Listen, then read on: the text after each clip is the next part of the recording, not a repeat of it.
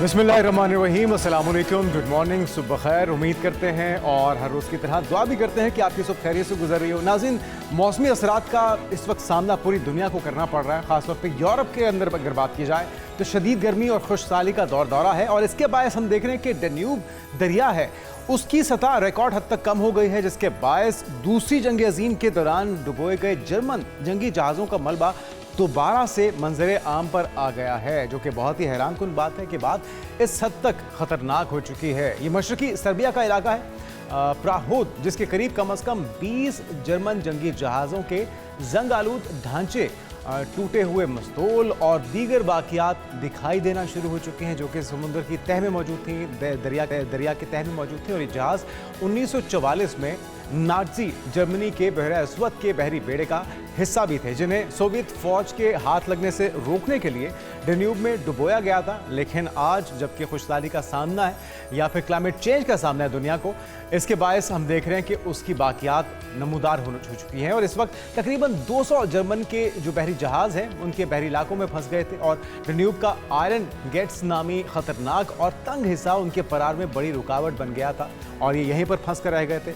बाज़ जहाज़ों में अब भी गोला बारूद और धमाका खेज मवाद मौजूद हो सकता है, माहिरीन ये बता रहे हैं। और इसके बायस ये कहा गया कि ये मलबा शहरियों और जहाज रानी के लिए खतरनाक भी बन सकता है। जबकि सर्बिया ने मलबा निकालने और इस इलाके को महफूज बनाने के लिए तकरीबन 3 करोड़ यूरोस का मंसूबा शुरू कर रखा है। तहम दरिया की तह को साफ करना एक इंतहाई पेचीदा अमल हो सकता है, जबकि जो हुकाम है वो इस बारे में कहते हैं कि शहरियों और सयाहों को मलबे से दूर रखा जाए और इसे महफूज फासले से देखने की हिदायत भी की गई है। लेकिन बहरहाल लोगों के लिए दिलचस्पी का बायस है और हमें भी ये खबर दिलचस्प लगी तो आपके साथ शेयर की है। आगे बढ़ते हैं और बात करते हैं आज की टॉप 5 स्टोरी। सबसे पहले हम तज़किरा करेंगे ईरान और अमेरिका की जंग का, जिसमें अमेरिका ने ईरान से मुंसलिक कंपनियों और शख्सियात पर नई पाबंदियां आयद कर दी हैं। यानी कि जो धमकी दी गई थी अब उस पर अमल का आगाज़ हो गया है कि इक्तिसादी तौर पे ईरान को कमज़ोर किया जाएगा, क्योंकि जंग के मैदान में तो हम देख रहे हैं कि अमेरिका को बुरी तरह से शिकस्त का सामना करना पड़ रहा है। तो एक बयान भी सामने आया है ईरानी नायब वज़ीर ख़ारजा का। वो कहते हैं कि अमेरिकी मौक़िफ़ इक्तिसादी पाबंदियों के दावे से मुताबिकत नहीं रखता और साथ में फील्ड मार्शल का दौरा है ईरान, उनकी क्या मसरूफियात रही इस पर भी हम बात करेंगे, क्योंकि उनका दौरा मुकम्मल हो चुका है, वापस वतन वो पहुंच चुके हैं। लेकिन अहदाफ कितने हासिल हुए इसका हम जायज़ा लेंगे। फिर बात होगी नौजवान ताजिर मीर रज़ा कत्ल केस की, जिसमें मुसलसल नए नए मोड़ सामने आ रहे हैं। कमीशन का क़याम हाई कोर्ट में चैलेंज किया गया है बुरसा की तरफ से और फ्रीकैन को नोटिस भी जारी हुए हैं। हुकूमती फ़ैसले से मुतल्लिक मीडिया के ज़रिए इल्म हुआ, जो वकील हैं मीर रज़ा, उनकी तरफ से ये बयान सामने आया है। इसके अलावा आज के प्रोग्राम में नाज़रीन बात करेंगे कि एक अच्छा लंच बॉक्स सेहतमंद मुस्तकबिल की बुनियाद हो सकता है। ख़ास तौर पे हमारे पेरेंट्स और माएँ जो हैं इस चीज़ का ख्याल रखें। नाश्ता जो है वो जहनी और जिस्मानी तवानाई की चाबी है। बच्चों के लंच बॉक्स में क्या रखा जाए और क्या ना रखा जाए, ये बड़ा अहम सवाल है, इसका जवाब जानने की हम कोशिश करेंगे। फिर बात होगी आज ही के प्रोग्राम में कि हाथ की लकीर कौन सी होती है जिसको आप देखना चाहते हैं। ख़ासतौर पे लोग बहुत तजस्सुस रखते हैं मोहब्बत, शादी और रिश्तों के बारे में जाना जा सके, तो क्या हाथ की लकीरें इंसान की किस्मत भी बदल सकती हैं? माहिरीन की राय शामिल करेंगे। और शादीशुदा जोड़ों में बढ़ती हुई अदम बर्दाश्त की वजह क्या है? शादी के बाद मुश्किलात क्यों हो जाती हैं इतनी ज़्यादा? दुख या तन्हाई का एहसास एक चैलेंज बन चुका है और शादीशुदा जोड़े अपनी मुश्किलात को कैसे कम करें? तो काफ़ी दिलचस्प मौजू भी हैं आज के प्रोग्राम का हिस्सा, जिन्हें शामिल करेंगे। लेकिन आगाज़ कर लेते हैं अमेरिका और ईरान जंग के मामले से, जिसमें पाकिस्तान सिफारतकारी के लिए एक बार फिर से मुतहरिक हो चुका है। अमेरिकी वज़ीर ख़ारजा ने ईरान से मुंसलिक जो कंपनीज़ हैं और जो शख्सियात हैं उन पर नई पाबंदियों का ऐलान करते हुए ये भी कहा है कि ईरान से मुंसलिक 60 इदारों, अफराद और जहाज़ों पर पाबंदियाँ आयद कर दी गई हैं। तो इन पाबंदियों का क्या असर पड़ेगा, क्या घुटनों पर लाया जा सकेगा? क्योंकि हम देख रहे हैं कि एक के बाद एक हमले के नतीजे में उनकी लीडरशिप को हटाने की ख्वाहिश में उनको एटमी हथियारों के हुसूल से रोकने में नाकाम रहा, बल्कि अपने हुर्मस का कंट्रोल पूरी तरह से ईरान के कब्ज़े में है और वो बता रहा है कि वो किस तरह से इसको आगे भी कायम रखेगा। हमारे साथ मौजूद हैं सीनियर सहाफ़ी अमेरिका से असद हसन साहब। असद भाई, आपको वेलकम कहेंगे पाकिस्तान मॉर्निंग में। क्या होने जा रहा है, क्योंकि अभी तक जंग के मैदान में या सिफारतकारी के मैदान में इवन जो मुआहिदा भी हुआ उसमें 14 में से 13 नुकात तो ईरान के हक़ में थे, तो अब इक़्तिसादी पाबंदियों के ज़रिए अमेरिका अपने अहदाफ हासिल कर पाएगा? बहुत शुक्रिया जुनेद, आपने एक बार फिर मुझे अपने प्रोग्राम में इनवाइट किया। देखिए, ये मिलियन डॉलर क्वेश्चन है कि क्या अमेरिका को उसके अहदाफ इकोनॉमिक सैंक्शंस के ज़रिए मिल सकते हैं या नहीं। जब से ये अनाउंस हुई हैं पिछले कुछ घंटों से, तो मैं फॉलो कर रहा हूँ बड़ा क्रिटिकली। मैंने किसी एनालिस्ट को ये कहते हुए नहीं सुना कि ये बहुत इफ़ेक्टिव होगी इन अ वे कि जो अमेरिका के मकासद हैं। अभी तक तो ये सवाल सबके सामने है कि आखिर इन पाबंदियों का मकसद क्या है, क्योंकि ईरान इकोनॉमिकली ऑलरेडी एक मेल्टडाउन का शिकार है और ईरान के ऊपर जो सैंक्शंस हैं वो आज से नहीं बल्कि पिछले 47 बरसों से उसको सामना है। सो पहला सवाल तो ये उठाया जा रहा है कि अमेरिका ने जंग शुरू की, मकासद वाज़ेह नहीं किए। अमेरिका डील में गया, एमओयू साइन किया उनके साथ, और वो मकासद वाज़ेह नहीं हुए बल्कि उसमें भी लगा कि एक और सेटबैक और एक फेलियर है। और अब उसके बाद यानी जंग अपनी जगह पे इन अ वे किसी करवट वो ऊँट नहीं बैठा है। और अब एक बार फिर जो है ये गुज़श्ता रोज़ प्रेसिडेंट ने इंडिया दिया और आज उनके ट्रेजरी सेक्रेटरी ने अनाउंस किया कि किस नौयत की सैंक्शंस होंगी ईरान को। सो एक बड़ी वो कहते हैं कि जी अमेरिका की तारीख की किसी भी एडवर्सरी कंट्री के खिलाफ सबसे बड़ी सैंक्शंस हैं। अब क्या मकसद हासिल हो सकेंगे? मकसद तो अभी तक ये सवाल है कि मकसद है क्या? क्या मकसद इसका ये है कि जंग खत्म करना, ईरान को मुज़ाकरात की मेज़ पे लाना? तो ये तो कोई बड़ा ऑब्जेक्टिव ना हुआ। वो तो पिछले जून में पाकिस्तान की एफर्ट से और बाकी जो सालिस ममालिक थे उनकी एफर्ट से ईरान मुज़ाकरात पे आ गया। और आज भी ईरानियन प्रेसिडेंट ने कहा है कि हम तो जो एमओयू साइन किया है वहाँ से आगे बात शुरू करने के लिए तैयार हैं। तो क्या महज जंग खत्म करने के लिए इतनी बड़ी गैर मामूली सैंक्शंस लगा दी गई हैं?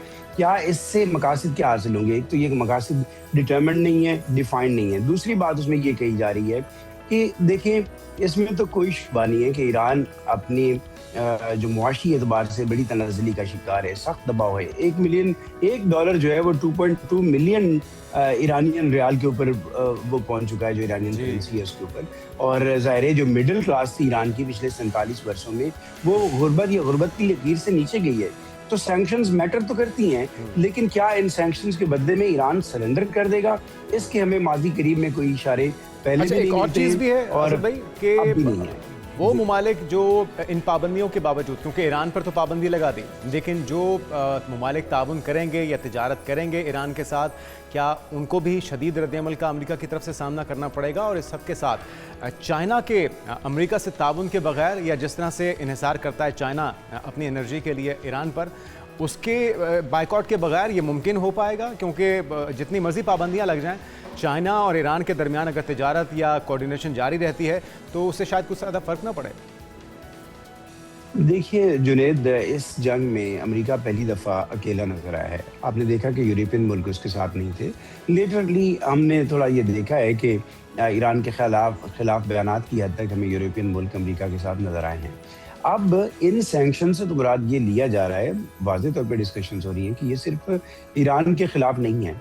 इन सैंक्शन से जो सबसे ज़्यादा मुतासिर होता है, जैसे आपने अपने सवाल में किया है, उसको रिफ्लेक्ट किया है कि चाइना सबसे बड़ा बायर है। कमोबेश उसके जो समुद्री तेल है उससे 80% का बायर जो है वो सिर्फ चाइना है, और चाइना बुरी तरह हर्ट होगा। क्या वो इसको आसानी से कबूल कर लेगा?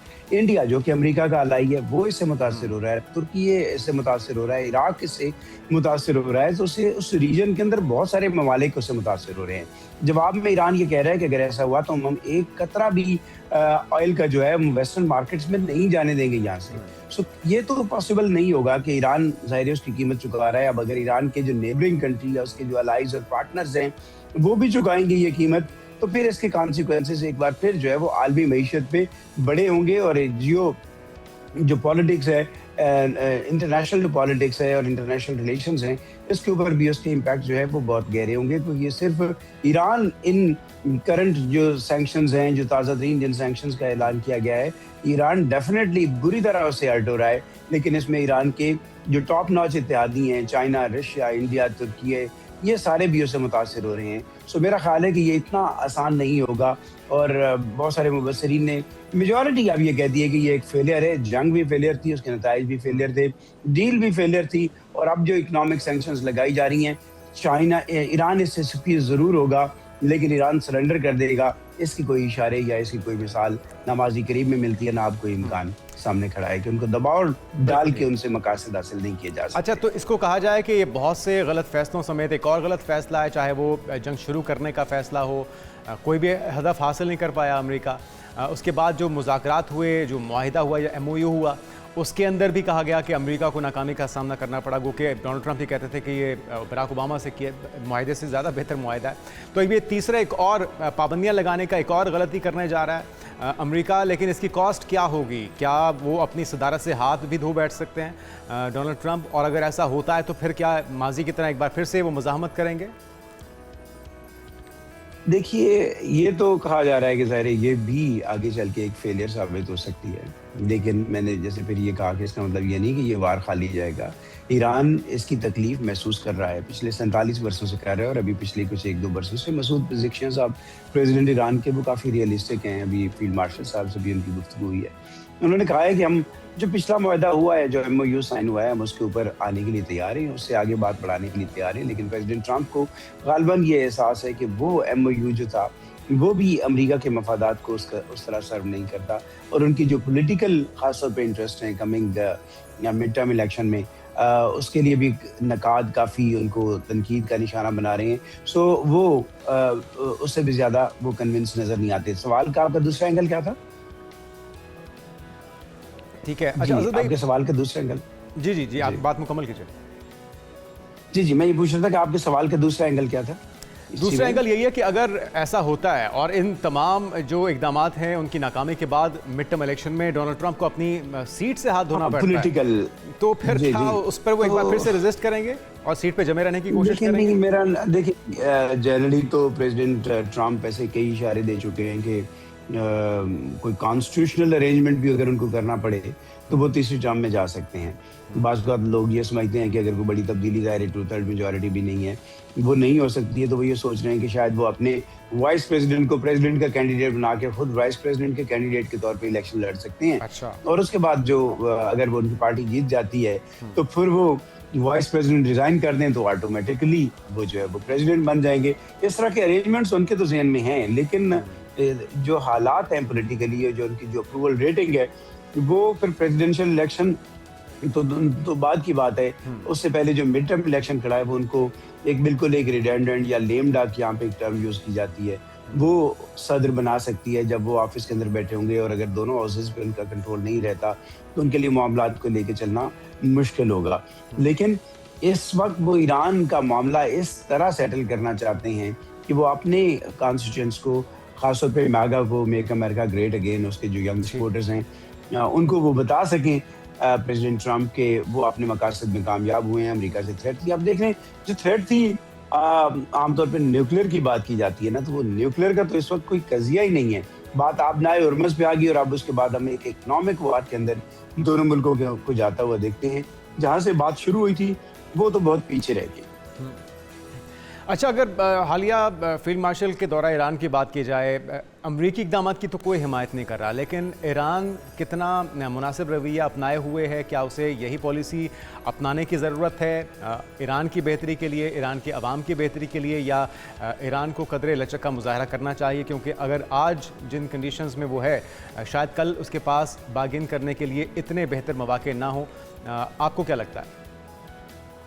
मैं आपसे बिल्कुल एग्री करता हूँ, और आपके प्रोग्राम से मैं पहले भी कह चुका हूँ कि कई दफ़ा कई ऐसे मुआहदे होते हैं जहाँ पे इनिशियली आपको ये लगे भी सही कि नुकसान हो रहा है, लेकिन आप अगर वाइडर उसकी पिक्चर के ऊपर देखें, ब्रॉडर पिक्चर के ऊपर देखें, डाउन द रोड अगर आपको 3-4 साल के बाद हालात अपने लिए बेहतर नजर आते हैं। अमेरिका में नेचुरली हुकूमतें बदलती रहती हैं, अमेरिका में हुकूमतें तब्दील होती हैं, यूरोपियन जो है उनका इंटरेस्ट आपके साथ मैच कर जाता है, अलाइन हो जाता है।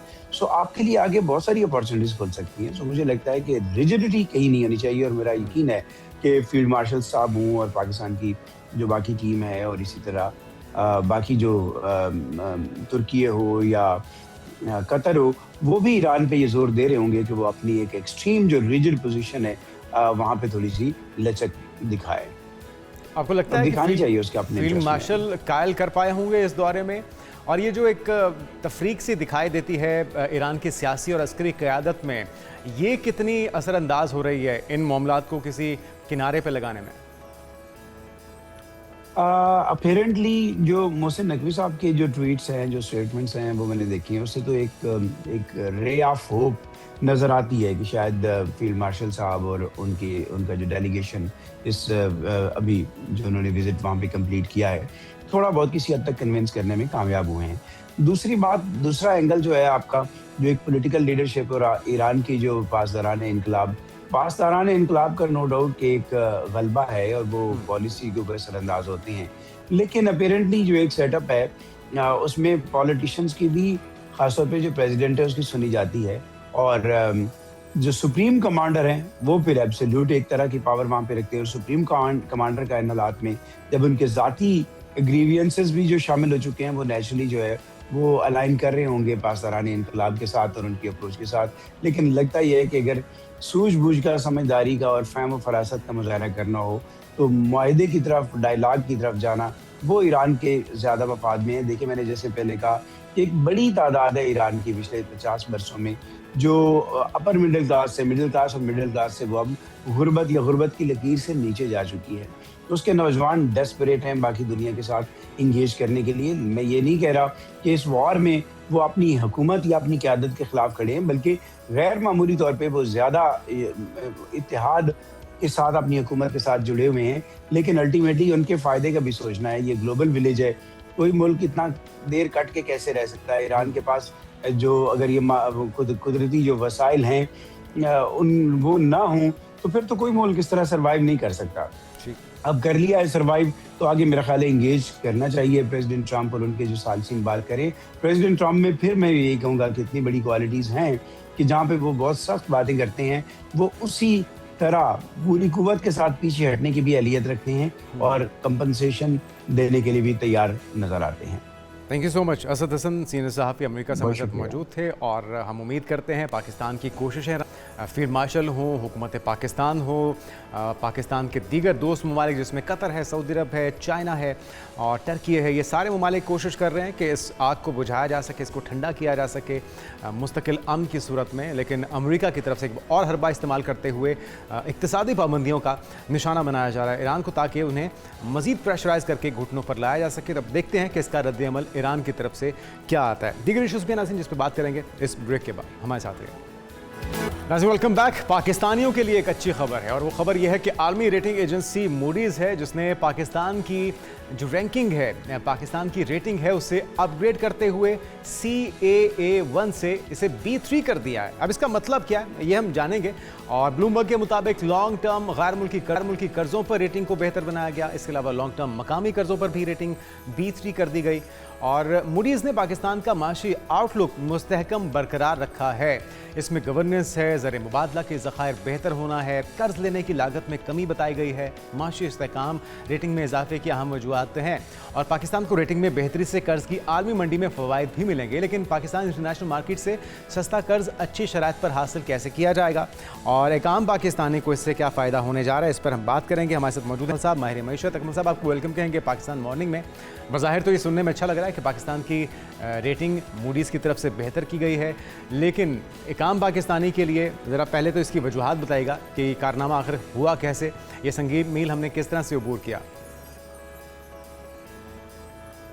देखिए, आम आवाम की अगर बात करें ना, उससे तो डायरेक्टली इस चीज़ का कोई ऐसा ताल्लुक है नहीं। और दूसरा, रेटिंग की अगर बात की जाए तो फिच ने और स्टैंडर्ड पुअर ने ऑलरेडी हमारी रेटिंग जो है वो इस लेवल तक पहुंचा दी थी। अगर मैं आम नाजरीन को समझाने की बात करूं तो तकरीबन 21 के करीब जो है ना वो दर्जे होते हैं जिसमें कोई 4 से 5 के करीब जो है वो मुख्तलिफ वो स्टैंडर्ड्स होते हैं कि बड़ा हाईली अट्रैक्टिव है ये मुल्क, इसको लोन देना या इन्वेस्टमेंट करना है इसमें, जिसको हम कहते हैं AAA, जो सुपर प्रीमियम कैटेगरी जो होती है। तो हमारा जो है वो डिफ़ॉल्ट कैटेगरी से बढ़ते बढ़ते अब जो है वो हाईली स्पेकुलेटिव जो है वो कैटेगरी में आते हैं। ये जो रेटिंग है B वाली, B से लेके BBB तक, तो ये जो है वो जाहिर है पिछले वालों से तो बेहतर है। लेकिन एक पॉइंट तो ये है कि इसको ऑलरेडी 2 इदारे जो है वो रेटिंग कर चुके थे।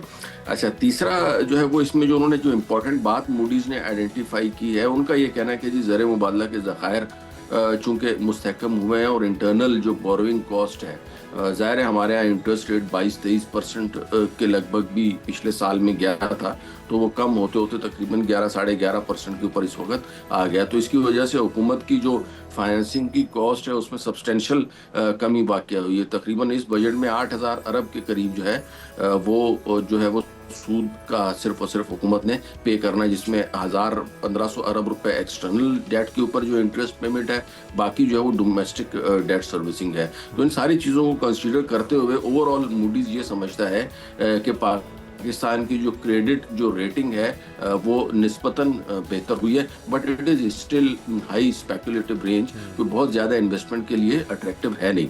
अच्छा, इसमें मैं और मज़ीद अगर आपके नाज़रीन को थोड़ा सा एलेबोरेट इसको करना चाहूँ तो देखें, एक वक्त है ना, आपने भी ये बड़े जज्बाती जुमले सुने होंगे कि हमारी समंदर से गहरी और पहाड़ों से ऊंची दोस्ती है, ये हमारा इस्लामी भाई है, वो इस तरह के बड़े ना जज्बाती दो मुख्तलिफ ममालिक और नगमे वगैरह और सो ऑन ना, तो मुख्तलिफ ममालिक के तमाम बायलैटरल ताल्लुकात होते थे और बायलैटरल ही गवर्नमेंट टू गवर्नमेंट जो लोन्स हैं वो दिए जाते थे। अच्छा, उन कर्जों में फिर होता ये था कि उस पर बड़ा सस्ता देना पड़ता था, फिर उसकी जो है वो पॉलिटिकल भी जियो पॉलिटिकल अगर कोई चेंजेस आ रही होती थी तो उसकी वजह से भी फर्क पड़ता था। तो अब नॉर्मली जो है ना वो पूरी दुनिया में ये सारा तरीका खत्म हो गया। अब जो भी गवर्नमेंट लोन देती है ना, वो कहती है कि जी आप हमारे या तो बॉन्ड मार्केट में आके खुद फंड रेज कर लें, या आप जो है वो हमारे कमर्शियल बैंकों से डील करें, या हमारी स्टॉक मार्केट में इन्वेस्ट करें। इस तरीके से आप फंड रेज कर सकते हैं। जैसे पिछले दिनों पाकिस्तान ने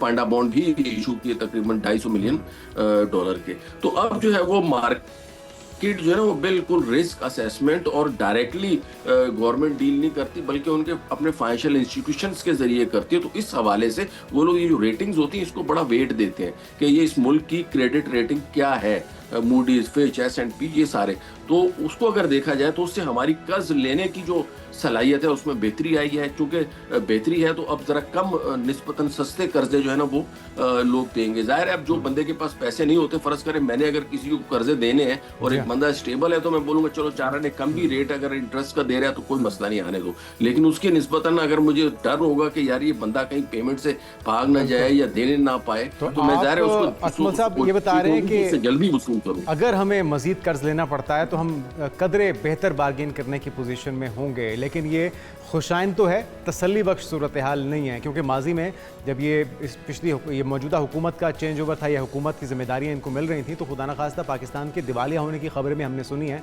तो आप ये कह रहे हैं कि कम अज़ कम वो खतरा टल गया है, ऐसा ही है? बिल्कुल बिल्कुल। तो अभी उस वक्त से अगर तसल्ली बख्श बनाने में फिर क्या करना होगा? 3 से 4 दर्जे C कैटेगरी से B तक का सफर जो है, इवन D डिफॉल्ट के जो है ना वो लगभग किनारे के ऊपर पहुंच गए थे, ठीक है ना। तो अब उससे ये वाला सफर जो है, मैं ये नहीं कहता कि इसमें कोई वो नहीं है, इसमें डेफिनेटली अचीवमेंट है। उसमें मैक्रो जो इकोनॉमिक रिफॉर्म्स की गई हैं, फंड्स को बड़े इफेक्टिव तरीके से मैनेज किए गए, आवाम का जूस निकाल के जो है वो टैक्सों की भरमार कर करके और बिजली के बिल दे दे के, तो all credit goes to the public of Pakistan जिन्होंने ये कड़वी गोली निगली है, ठीक है ना। तो उसकी वजह से जो है ना ये इतना सा सफर तो ये हुआ है। कड़वी गोली तो हमने अल्लाह बर्दाश्त कर ली, ये इसमें बेहतरी की अब इंडिकेशंस भी मिलना शुरू हो चुकी हैं, लेकिन उसके समरात या उसके असरात आप तक, मेरे तक या आम पाकिस्तानी तक कब तक पहुंचेंगे? उसके लिए अब इस मौजूदा सेटअप को या हमारी मईशत को और किस तरह से संभाला देना होगा? देखिए, आपका ये जो सवाल है ना, ये इस लोन वाले या क्रेडिट रेटिंग से थोड़ा सा हटके है उसकी, क्योंकि अगर हमने आम आदमी तक बेनिफिट को पहुंचाना है तो प्राइमरीली 2 से 3 चीजें होती हैं जिन्हें इंपॉर्टेंस देनी होती है। नंबर 1, इन्फ्लेशन को कंट्रोल करना होता है। अनफॉर्चुनेटली अगर आप देखें तो जो इंटरनेशनल सिनेरियो डेवलप हुआ है या जो लोकल गवर्नमेंट की पॉलिसीज है, उसकी वजह से अभी तक इन्फ्लेशन कंट्रोल में नहीं आया है और प्रेडिक्शन से अभी भी ऊपर जा रहे हैं। नया 2026-27 माली साल शुरू हो चुका है और जो आपका इन्फ्लेशन है वो तकरीबन डबल डिजिट में पहुंच गया। सिर्फ जुलाई और अगस्त का फिगर तो हमारे सामने आएगा जब वो एंड हो जाएगा, लेकिन जुलाई का तकरीबन 10% के लगभग था, तो which is normal then expectation. उसके बाद जो है वो आती है एम्प्लॉयमेंट की बात। एम्प्लॉयमेंट जब जनरेट होती है जब ईज ऑफ डूइंग बिजनेस हो, जब जो है वो लॉ प्रिवेल कर रहा हो, या जो रेगुलेशंस हैं वो प्रॉपरली इन्फोर्स हों। अनफॉर्चुनेटली हमारे यहाँ वो इन्वायरमेंट भी अभी तक डेवलप नहीं हो पा रहा। हमारी एग्रीकल्चरल परफॉर्मेंस अगर आप देखें तो क्रॉप्स हैं उसमें कॉटन की यील्ड है या वीट है, उसमें आप बोरान ही आपको नज़र आएगा। चीनी का भी जो देखें वो भी कोई बहुत ज़्यादा अच्छी परफॉर्मेंस नहीं है। On the other hand industrial side के ऊपर अगर आप आ जाएँ तो टेक्सटाइल की जो बरामदात है वो हमारी मुसलसल कमी का शिकार है। अदर देन टेक्सटाइल अगर बरामदात की बात की जाए तो वो भी कोई इतनी अच्छी नहीं है। जो पॉजिटिव इसमें एंगल है वो सिर्फ ये है कि हमें जो बाहर से रेमिटेंसेज आ रही हैं उसमें मुसलसल जो है वो इजाफा हो रहा है। 42 अरब डॉलर के लगभग जो है वो पहुंच गई थी और इंशाल्लाह आगे इसमें मजीद इजाफा देखा जाएगा। अलबत्ता जो ग्रो कर रहा है सेक्टर उसमें हमारे जो यंग जो जनरेशन है जो आईटी में अच्छी सर्विसेज अपनी प्रोड्यूस कर रही हैं, तो उनको जो है वो हमारी आईटी की एक्सपोर्ट वो तकरीबन 5 बिलियन का फिगर, तो 5 बिलियन डॉलर को तो अनफॉर्चुनेटली टच नहीं कर सकी, लेकिन I still believe and hope कि अगर इस शोबे में थोड़ी सी भी तवज्जो दी जाए तो फौरी तौर के ऊपर जो है वो एक अच्छा खासा ज़र मुबादला अर्न कर सकते हैं, जिसमें ना हमें इंटरेस्ट देना पड़ेगा, जिसके लिए ना हमें कोई क्रेडिट रेटिंग की ज़रूरत है, जिसके लिए जो है वो हमें किसी भी बाहर के लोगों के से भीख मांगने की ज़रूरत नहीं। हमारे अपने लोग अपने हाथों से पैसा भी कमाएंगे और हमारे मुल्क में लेकर भी आएंगे। थैंक यू सो मच, बहुत शुक्रिया मोहम्मद अकमल साहब। मैं रमेश हमारे साथ मौजूद थे। आलमी रेटिंग एजेंसी मूडीज़ ने पाकिस्तान की रेटिंग क्रिएट की है, लेकिन अभी बहुत कुछ होना बाकी है। हुकूमत को आम आदमी को रिलीफ देने के लिए अभी बहुत से इकदाम करने होंगे, जिससे अभी इस इकदाम से हम अगर आगे मुस्तकबिल में कर्ज़े लेते हैं तो बार्गेन बेहतर तरीके से हम कर सकते हैं, लेकिन इन्वेस्टर्स को बेहतर माहौल फराहम करने के लिए, मकामी इन्वेस्टर्स को एतमाद देने के लिए हमें या हुकूमत को अभी बहुत से मज़ीद इकदाम की ज़रूरत है। एक ब्रेक लेते हैं, ब्रेक के बाद हाजिर होंगे, हमारे साथ रहेगा। Welcome back. एक बार फिर से बात करेंगे नौजवान ताजिर मीर रज़ा के कत्ल केस में तहकीकात के लिए कायम किया गया जो जुडिशल कमीशन था, इसके खिलाफ अहले खाना ने सिंध हाई कोर्ट से रुजू कर लिया है और वरुसा उनके वालिदैन इंसाफ के मुतलाशी हैं।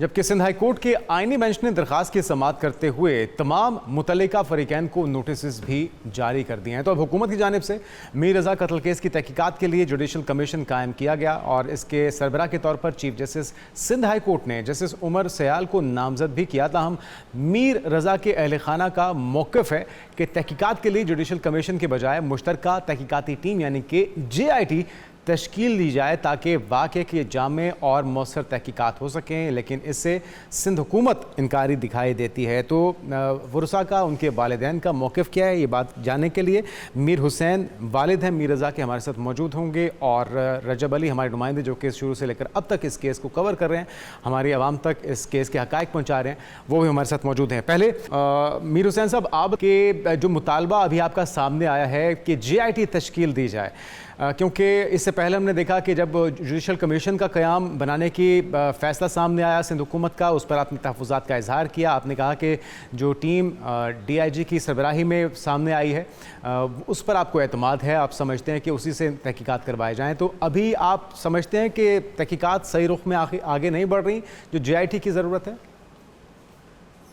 जी, अच्छा जी, देखिए पहले भी एक टीम बनी समीउल्लाह सोमरो की सरबराही में, वो भी हमने उन पर भी ट्रस्ट किया था। उन्होंने हमें मजबूर कर दिया था कि हम कब्र कुशाई की तरफ जाएं।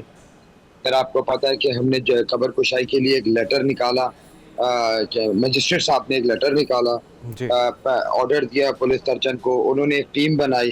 रात 12:30 बजे एक लेटर निकल आता है जी हैदराबाद से, उस टीम को डिसॉल्व कर दिया जाता है जो मजिस्ट्रेट साहब ने। उसका सवाल कोई मीडिया नहीं कर रहा कि वो लेटर क्यों निकला था। आपका भी काम है, आप हुकूमत से पूछें कि वो लेटर किसने निकाला था और क्यों निकाला था रात में 12:30 बजे, जबकि एक लेटर 4:30 बजे शाम में हमें मिल चुका था। हम तो घर पे आके कुरान पढ़ रहे थे, हम दुआ कर रहे थे कि हम तुम्हारा सुबह बच्चे को निकालेंगे, उसकी कब्र कुशाई होगी। अपने बच्चे से माफिया मांगी हमने अपने बच्चे को गवाया है, हमने अपने बच्चे को तशद्दुद हुआ देखा है, हमने अपने बच्चे की आंख बाहर देखी उल्टी हाथ वाली, हमने उसको जलावा देखा है। ये मुर्तज़ा वहाब साहब क्यों इस तरह की बातें कर रहे हैं? ये कौन किसके साथ खड़े हैं? ये हमारे साथ नहीं खड़े, सॉरी टू से। और अच्छा। मैं मुर्तजा वहाब साहब को जवाब देना चाहूंगा। ऑनरेबल जज साहब, अभी आपने बताया उमर साहब, ये बिल्कुल लेटर आया है। अब तो वो हमने जीआईटी के लिए अप्लाई किया हुआ है, कल जमा कराया था। तो जज साहब बता सकेंगे कि मैं इतना टेक्निकल आदमी हूँ नहीं कि ऑनरेबल जज साहब बता सकेंगे कि वो टीओआर सही हैं या टीओआर पे वो वर्किंग होगी। अगर वर्किंग होती भी है तो तब भी हम चाहेंगे कि जीआईटी बने और ऑनरेबल जज साहब के सामने वो रिपोर्ट पेश करें। मुझे ये समझ नहीं आ रहा कि मुर्तजा वहाब साहब को, हुकूमत को क्या प्रॉब्लम है जीआईटी बनाने में? क्यों वफाक के अच्छा, इदारों के आपने यकीनी तौर पे जी। मीर हुसैन साहब मशवरा किया होगा लॉयर से भी, जिब्रान नासिर से भी, जो कि वकील हैं मीर रज़ा के, जो उज़र पेश किया जा रहा है सिंध गवर्नमेंट की तरफ से कि ये जेआईटी सिर्फ बनती है इंसदादी दहशतगर्दी में शामिल केसेस के लिए, तो क्रिमिनल केसेस के लिए ऐसा मुमकिन नहीं होता। तो उसके लिए क्या किसी किस्म की कोई तरमीम की ज़रूरत होगी, या ये हुकूमत के अख्तियार में है या अदालत के अख्तियार में है, वो जेआईटी बनाना चाहे तो बना सकते हैं? मेरे ख्याल में आप ऑनेस्ट तजिया कार्स को ले लें और ऑनेस्ट लीगल एडवाइजर्स को ले लें, ऑनेस्ट लॉयर्स को किसी को बुला लें जो क्लॉजेस जानते हों। इंशाल्लाह आपको वो क्लियर कर देंगे कि मुर्तजा वहाब साहब कौन सी बात कर रहे हैं।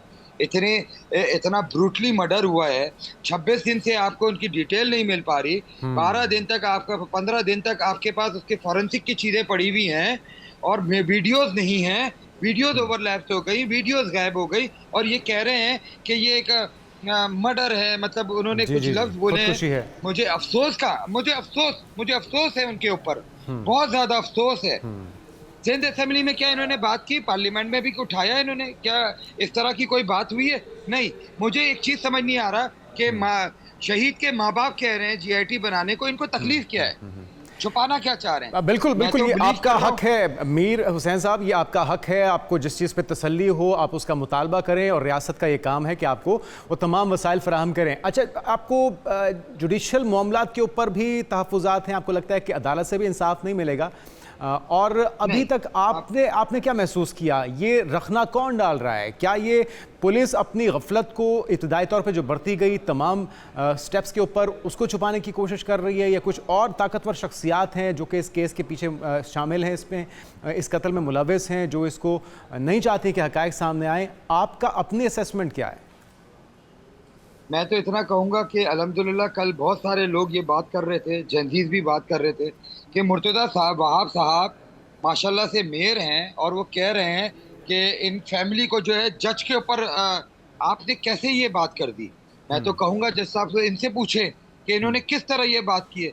हम तो ऑनरेबल जज साहब कह रहे हैं, हम कह रहे हैं जज साहब फैसला करें। मैं कह रहा हूँ जज साहब को एम्पावर करें, जज साहब को ताकत दें, और जीआईटी बना के आप जीआईटी बनाए, जज साहब के पास जाएंगी ना। किसने बोला है आपको मुर्तजा साहब कि हमें जज साहब के ऊपर एतबार नहीं है? हमारे ऑनरेबल जज है, हम तो पुलिस पे भी भरोसा कर रहे हैं। पहली बारी में भी ट्रस्ट किया, दूसरी बारी में भी ट्रस्ट किया, तो अब आप हम पे ट्रस्ट करें ना। हम एग्री नहीं होते, हम बोल रहे हैं जीआईटी बनाए। हमारा बच्चा गया है, आप हमसे बगैर पूछे, कॉन्फिडेंस में लिए बगैर आप प्रेस कॉन्फ्रेंस कर रहे हैं, उसमें आप बातें कर रहे हैं। हम लॉयर हो गया, और रजा की वालदा हो गई, उसकी सिस्टर हो गई, और मैं हो गया। हम सारे एक पेज पे जी, हम एक ही बात कर रहे हैं। कल आपने शादेब खानदादा के ऊपर भी जिब्रान नासिर, हमारे जो लॉयर हैं, उनको सुना होगा या उनकी वीडियो देखी होगी कि वो बात क्या कर रहे हैं। तो मेरा कहने का मतलब है कि एक समझदार और एक इतने बड़े शहर के, सिटी के मेयर इस तरह बात कर रहे हैं, तो आपसे मैं गुजारिश करूंगा जरा इस पर पब्लिक ओपिनियन ले लें, क्योंकि पब्लिक ने जो है वो, अगर 3-4 हज़ार पब्लिक अगर ये बात कर रही है मुर्तजा वहाब साहब के लिए, तो मुर्तजा वहाब साहब को सोचना चाहिए, उनको सोचना चाहिए, मुझे नहीं। हम एज अ पेरेंट्स आपसे बोल रहे हैं जीआईटी बनाए, अपनी इस इन्वेस्टिगेशन टीम को ताकत दें, इनको इक्विप्ड करें, उनके पास इक्विपमेंट हैं, वो इस चीज को कर सकते हैं। मगर आप अपना मना कर रहे हैं, क्यों मना कर रहे हैं? आपका क्या इंटरेस्ट है? आप बोले कि मैं फैमिली के साथ खड़ा हूँ, ये सवाल बिल्कुल वैलिड है। जीआईटी बनाएगी, सर क्यों नहीं बना रहे? आपका जो फाइनल मुतालबा है मीर हुसैन साहब, अगर आप हमारे तवज्जो से हुकूमत सिंध से करना चाहें, आपको लगता क्या है? मैं फिर वही सवाल आपसे जानना चाहूँगा, क्योंकि मामला सब जुडिस है, ज़्यादा इस पर ज़्यादा डिटेल में बात तो नहीं हो सकती, लेकिन अगर जुडिशल कमीशन इस मामले को देखना चाहे तो आपको लगता है कि इंसाफ नहीं हो पाएगा? सर इस टीम के साथ नहीं हो पाएगा। पुलिस की टीम की बात मैं मना कर रहा हूँ, जीआईटी की बात कर रहा हूँ। ऑनरेबल जज साहब की निगरानी में हो, बिल्कुल हो। कोई बात नहीं, वो हमारे ऑनरेबल जज है भाई, वो उन्होंने फैसला करना, इंसाफ देते हैं वो, मेरा ठीक। पूरा एतमाद है उनके ऊपर। मगर जो मुर्तजा साहब आप बात कर रहे हैं, मैं इस टीम के साथ मैं कह रहा हूँ जीआईटी बनाए आप, आपको क्या प्रॉब्लम है जीआईटी बनाने में? आप जीआईटी बनाए, वो पेश तो जज साहब को और करेंगी ना। उस जेआईटी में कौन कौन शामिल हो, क्या उनकी सर तफसीलात भी आपने चारों कोई एजेंसी तजवीज़ दी? मौजूद हो, चारों एजेंसी मौजूद हो, इक्विप्स हैं उनके पास, इक्विपमेंट्स हैं, वो टेक्नोलॉजी में डिजिटली हर चीज से पावरफुल है। आपको क्या प्रॉब्लम है? आप किस चीज को छुपाना चाह रहे हैं? आप क्यों नहीं उस शहीद के पेरेंट्स के साथ दे रहे हैं? सिंध हुकूमत क्यों नहीं पेरेंट्स का साथ दे रही है? उसकी रुकावट ठीक क्यों है। बन रही है? जैसे 4:30 बजे हमें मेडिकल पैनल का लेटर मिला और 12:30 बजे उसको हैदराबाद से चेंज किया गया, इसी तरह कल किया गया। तो ये मुर्तजा आप क्यों कर रहे हैं? सर आप थोड़ा पब्लिक ओपिनियन लें, पब्लिक के पास जाके पूछे, आपको बताएं वो, आप अपने पास तजियाकार ठीक है। बुलाएं कि भाई मेरा राइट है, पूरी फैमिली का राइट है। आप हमसे कॉन्फिडेंस में भी नहीं ले रहे, ना पूछ रहे, ना बात कर रहे। खुदा के वास्ते मुर्तजा बाब साहब हमारी बात सुने, आप सिंध हुकूमत साहब हमारी बात सुने, खुदा के वास्ते हमारी सुने। इस तरह ना करें हमें कि हम तीनों को भी मार दें रोड के ऊपर। ये बड़े तल्ख सवालात हैं और उम्मीद करते हैं कि मुर्तज़ा वहाब साहब भी ये सुन रहे होंगे। रजब, आप हमें सुन रहे हैं? जी जी जी रजब, क्या मामला क्या है? क्या रुकावट है जो कि सिंध गवर्नमेंट वालिदैन के तहफ़्फ़ुज़ात नहीं सुन रही, जो मुतालबा वो कर रहे हैं, असल हक़ाइक़ आवाम तक या उनके वालिदैन तक पहुँचने से रोके जाने में सिंध हुकूमत का क्या इंटरेस्ट है?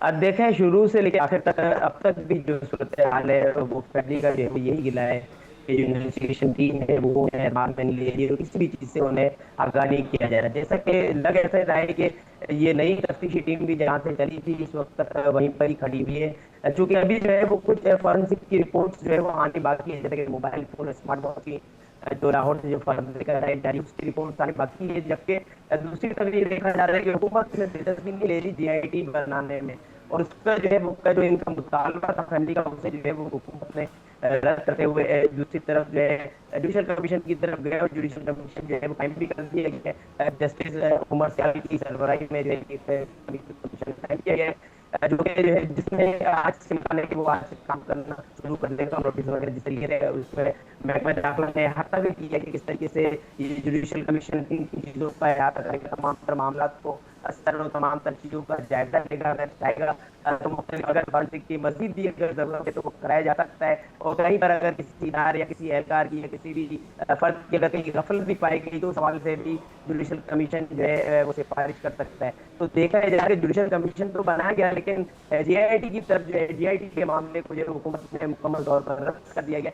इस तरह जो है वो इस वाक़े में जो सबसे जो बड़ी अहम बात है, जिसमें कल मेयर कराची जो कि खुद भी बैरिस्टर हैं मुर्तज़ा वहाब और कानूनी मामलात को तमाम की दोनों ने कल एक प्रेस कॉन्फ्रेंस भी की, जिसमें खुसूसी तौर पर रिपोर्टर्स को मौजूद दिया गया और उसमें जो है वो उनका यही कहना था कि जो चीज़ें जिस तरीके से रेट करके और जो ठीक है रजब, आपका बहुत शुक्रिया। आपसे मज़ीद भी हम बात करेंगे इस बारे में। मीर हुसैन साहब, अगर आपका मुतालबा जेल देने का नहीं तस्लीम किया जाता तो फिर क्या लाहे अमल होगा? किस तरह से आप इंसाफ मांगेंगे? सर मुझे उम्मीद है हमें इंसाफ मिलेगा और बच्चे का कातिल जरूर, मेरे बच्चे का कातिल जरूर सामने आएगा। इंशाल्लाह। नाअहली जो नाअहली होती रही है, आप लोग का भी बहुत शुक्रिया कि मीडिया ने पहले दिन से 29 से हाईलाइट करते आई है, हम 29 से बता रहे हैं, तो आज तक इंशाल्लाह। देखें आज हाई कोर्ट में उसका हमें ऑर्डर मिलना है, जो ऑर्डर मिलता है हमें, देखें एतमाद हमारा, मैं अभी भी बहुत ज़्यादा वो हूँ कि मुर्तज़ा वहाब साहब ने क्यों इस तरह की बात की, किसको मिसगाइड करने की कोशिश की कि क्या फैमिली को जजों के ऊपर एतबार नहीं है? आपसे तो हमने इस तरह की कोई बात नहीं की। हमने तो सबसे पहले अपनी पुलिस पे एतबार किया, ना मेरे कोई जानने वाले ना रिश्तेदार। फिर हमने दूसरी बार भी अपनी पुलिस पे एतबार किया कि इन्वेस्टिगेशन पुलिस ने करनी है, ठीक है। उन्होंने उस वक्त भी जुडिशनल का बोला, मैंने बोला नहीं जी, पूरी फैमिली ने बोला कि जुडिशल कमीशन नहीं, ये आपने बनाई है इन्वेस्टिगेशन टीम, हम ट्रस्ट करते हैं, हमारे शहर की पुलिस है ना, हम ट्रस्ट कर रहे हैं। आफ्टर 26 डेज हम आपको कह रहे हैं कि खुदा के वास्ते इसको जीआईटी कर बना दें, वीडियोस नहीं मिल रही, फॉरेंसिक नहीं हो रहा, इतना डिले हुआ, आपको जीआईटी बनाने में क्या इतराज है? मुर्तज़ा वहाब साहब को क्या इतराज है? सिंध हुकूमत का बयान कल दे रहे थे वो, तो उनको क्या इतराज है? हम सब एक पेज पे, लॉयर हम सारे, आपने हमारा करेक्टर की बात ना करें, हम मेरे आपसे हाथ जोड़ के कि आप ये बताएं बिल्कुल कातिल ठीक है। कौन है, हम कातिल की तलाश थैंक यू कर सो रहे हैं। मच कातिल मीर बताएं। हुसैन साहब, ये आपके सारे सवालात हमने हुकूमत के सामने, इंसाफ मांगना आपका हक है और रियासत का काम है कि आपको इंसाफ फराहम करे। उम्मीद करते हैं कि असल कातिलों को न सिर्फ ढूंढा जाएगा बल्कि करारवा की सज़ा दी जाएगी। एक ब्रेक लेते हैं, ब्रेक के बाद हाजिर होंगे, हमारे साथ रहिए। Welcome back. और अभी का जो हमारा सेगमेंट है वो है ख़ास तौर पे हमारी मदर्स के लिए, हमारी माओं के लिए, और उनके लिए एक बड़ी परेशानी होती है कि जी बच्चों को लंच बॉक्स में क्या दिया जाए, क्योंकि वो जो देती हैं बच्चों को पसंद नहीं आता और बच्चे मांगते हैं, वो माओं के देने के बस की बात नहीं होती। तो एक अच्छा मुतवाज़िन लंच बॉक्स बच्चों की सेहत के लिए ज़रूरी है, उनके सेहतमंद मुस्तकबिल की बुनियाद बन सकता है, क्योंकि स्कूल जाने वाले जो बच्चे हैं वो उनके लिए नाश्ता और दोपहर का खाना जहनी जिस्मानी तवानाई फराहम करने में एक अहम किरदार अदा करता है। हमने तो कम अज़ कम बचपन से यही सुना है कि नाश्ता जो है वो सबसे ज़रूरी है, नाश्ता बादशाहों की तरह, और दोपहर का खाना वज़ीरों की तरह, और रात का खाना जो है वो किसी फ़कीर की तरह खाना चाहिए अगर आप सेहतमंद ज़िंदगी गुजारना चाहते हैं। तो लंच बॉक्स में कौन सी ग़िज़ाएँ शामिल होनी चाहिए जो सिर्फ पेट ना भरें बल्कि उनकी रोज़मर्रा ग़िज़ाई ज़रूरियात भी पूरी करें। कैंटीन का जो जंक फूड है, जो वहाँ पे गैर मुतवाज़िन चीज़ें दस्तियाब होती हैं और महंगे दामों भी मिलती हैं, बच्चों को किस तरह से उससे दूर किया जा सके, ये सारे सवालात रखेंगे। हमारे साथ मौजूद होंगे ईशल साकिब, माहिर ग़िज़ाइयत हैं। ईशल, आपको वेलकम मॉर्निंग में। और मसला तो बहुत ही पेचीदा है, ये जो जंग है माओं और बच्चों के दरमियान में, ख़ास तौर पे एक बाकायदा मुशक्क़त करनी पड़ती है बच्चों को कायल करने के लिए, बच्चे लेकिन कहाँ सुनते हैं किसी की। तो इस मखमसे से कैसे निकला जाए, किस तरह से बच्चों को पसंदीदा लंच भी उन्हें दिए जाएं और उसमें ग़िज़ाइयत भी हो, और वो जो सारा कुछ माएँ देना चाहती हैं उनको भरपूर ग़िज़ाइयत से भरा हुआ लंच वो भी हो, टेस्ट भी हो उसमें। बिल्कुल, ये बहुत इंपॉर्टेंट है। जिस तरह आपने अभी मेंशन किया कि ब्रेकफास्ट सबसे इंपॉर्टेंट मील होता है और उसके बाद लंच जो है वो फॉरमोस्ट इंपॉर्टेंट होता है, स्पेशली स्कूल गोइंग किड्स में। और अब जिस तरह मौसम थोड़ा फ्लक्चुएट कर रहा है, अभी थोड़ी ह्यूमिडिटी है और स्कूल्स ओपन हो गए, तो बहुत इंपॉर्टेंट है कि लंच पे बहुत ज़्यादा फोकस किया जाए, और लंच के साथ साथ जो वाटर बॉटल है उस पर भी फोकस करना बहुत ज़रूरी है। तो पहले तो ये कि जो बच्चे हैं, लंच के तो डिफरेंट ऑप्शंस हैं, लेकिन द फर्स्ट थिंग इज़ कि इस मौसम में बच्चों को इलेक्ट्रोलाइट्स लाजमी दिए जाएँ बॉटल्स के फॉर्म में। उनकी बॉटल्स में सिर्फ नॉर्मल पानी ना दिया जाए, उनमें स्मूदीज़ बना के दी जाएँ। जिस तरह सीजनल फ्रूट्स हैं, उसमें आप पीच की स्मूदी, मैंगो की स्मूदी, या कोई भी इस तरह का जो सीजनल फ्रूट है, जैसे ग्रेप्स हैं, वो लाजमी ब्लेंड करके पानी में उन्हें दें। इलेक्ट्रोलाइट्स उनके लिए बहुत ज़रूरी हैं, बिकॉज़ इस मौसम में क्या होता है कि स्वेटिंग बहुत ज़्यादा हो जाती है और बच्चे फेंट हो जाते हैं, क्योंकि हमारे वो ग्लोबल वार्मिंग की वजह से ही अब टाइम इस तरह का आ गया कि इट्स वेरी इंपॉर्टेंट कि हम इलेक्ट्रोलाइट्स वाला पानी दें लंच बॉक्स में स्पेशली। और उसके बाद जो लंच बॉक्स की स्पेसिफिक बात की जाए, तो बहुत सारे पेरेंट्स की जो है वो फाइट होती है बच्चों के साथ, क्योंकि पेरेंट्स कन्वेंशनल लंचेस को प्रेफर करते हैं और उन्हें लगता है सिर्फ रोटी और सालन ही हेल्दी है। वेयरएज़ पेरेंट्स को भी एक चीज़ अंडरस्टैंड करनी चाहिए कि टैबू है, बच्चे हर चीज़ नहीं कैरी कर सकते अपने लंच बॉक्सेस में। तो उसमें बहुत सारे ऑप्शंस हैं, जिसमें first is whole wheat pasta या फिर होल व्हीट नूडल्स। अच्छा, बहुत सारे लोग पास्ता या नूडल्स को अनहेल्दी कंसिडर करते हैं, लेकिन बच्चों के लिए होल व्हीट पास्ता सिर्फ रोटी वाली कैलोरीज ही पोजेस करता है और रोटी वाले न्यूट्रिएंट्स पोजेस करता है, यानी कि वो उनके लिए बहुत अच्छा है गट के लिए। और तो होल व्हीट पास्ता एक बहुत अच्छा ऑप्शन है। उसके अलावा रैप्स, जो लोग पेरेंट्स प्रेफर करते हैं कि रोटी दें, वो रोटी का रैप या शवरमा बना के दे सकते हैं, उसमें वेजिटेबल्स और चिकन डाल के। Meat is very important for kids, specially lunch boxes में। तो आप चिकन या मटन लाजमी उन्हें इंकॉर्पोरेट कराएं, स्पेशली प्रोटीन जो है वो बच्चों को इंपॉर्टेंट है। अगर बच्चे एग्स नहीं खा रहे किसी फॉर्म में, तो आपको प्रोटीन की डिफरेंट फॉर्म्स हैं उसमें दे देना चाहिए। जिस तरह के नगेट्स हैं वो होममेड हो सकते हैं, होममेड सीख कबाब आप दे सकते हैं, ये बहुत हेल्दी ऑप्शन है, लेकिन वो डीप फ्राइड ना हो, वो चारकोल ग्रिल्ड हों या फिर नॉर्मली जो है पैन में सौते किए हों। उसके अलावा और बहुत हेल्दी ऑप्शंस हैं जो आप घर पे बना सकते हैं। बस प्रोसेस्ड मील को अवॉइड करना है। जो हम लोग नॉर्मली नगेट्स लेते हैं या टेंडर पॉप्स लेते हैं, उनको अवॉइड करके हमने घर पे उस चीज़ को प्रिपेयर करके शैलो फ्राई करके बच्चों को देना, ताकि उनकी हेल्थ ज़रा बेटर, और protein is very important for them. बिल्कुल ठीक। अच्छा, ये तो आपने लंच के बारे में बताया, लेकिन बहुत से बच्चे ऐसा होते हैं कि वो सुबह जाने से पहले ब्रेकफास्ट भी नहीं करते, और जो लंच ब्रेक होता है जारी बात है कि वो 3-4 घंटे के बाद होनी है। तो सुबह उठने से लेकर स्कूल जाने, 2-3 क्लासेस लेने और सुबह 10-11 बजे तक जो ब्रेक टाइम है, उससे पहले तक अगर बच्चा भूखा रहे तो यकीनी तौर पर उसके अंदर वीकनेसेस, डेफिशिएंसीज होने का ख़तरा होता है। तो सुबह जाने से पहले भी कुछ ना कुछ देना, और उसमें क्या बेहतर होगा कि बच्चे, क्योंकि सुबह वो खाने का मूड में नहीं होता, तो बच्चों के लिए क्या चीज़ ज़रूरी है, उनकी एनर्जी भी बहाल रहे, और लंच तक वो बिल्कुल खाली पेट ना रहें। बिल्कुल, बच्चे जनरली इस तरह होते हैं, बच्चों के साथ भी बड़ों के साथ भी इतना अर्ली जी। कुछ खाने को दिल नहीं कर रहा होता, तो उसमें लाइटर मील्स को प्रेफर करना चाहिए, उसमें प्रोटीन को बहुत फोकस करना चाहिए। तो उसमें बॉइल्ड एग्स जो हैं वो बहुत अच्छा और हेल्दी ऑप्शन है। बॉइल्ड एग्स इतने ज़्यादा हैवी भी नहीं होते स्टमक पे और वो बच्चे इजीली खा भी लेते हैं। एक तो बॉइल्ड एग्स लाजमी दें। सेकंड ये कि नट्स लाजमी उस टाइम इनकॉर्पोरेट करने चाहिए, बिकॉज़ हमारे ब्रेन को, स्पेशली बच्चों के ब्रेन को उस वक़्त एनर्जी की बहुत ज़रूरत होती है और ओमेगा 3, ओमेगा 6 बहुत ज़्यादा इंपॉर्टेंट होता है उस टाइम पे।